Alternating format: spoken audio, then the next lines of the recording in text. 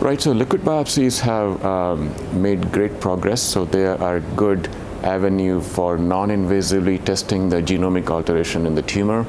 In general, metastatic urothelial carcinoma sheds DNA quite a bit, so we see the circulating tumor DNA in 90% of patients approximately with metastatic disease.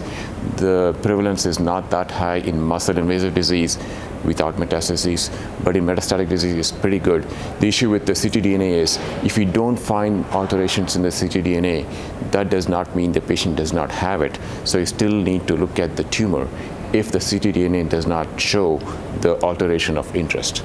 So that's point one. The second avenue for ctDNA is minimal residual disease, and this is where a study is looking promising for tumor-informed ctDNA profiling. So you profile the tumor and select about 16 of the key alterations and do a PCR of the DNA in the blood. And that's been shown to look promising in an adjuvant phase 3 trial of atezolizumab, which was overall negative, did not show improvement. Then they went back and looked at the ctDNA post-operatively and looked at patients with ctDNA positive disease, so that's minimal residual disease. Those patients seem to benefit from atezolizumab. So that's a promising approach that needs further investigation in other settings.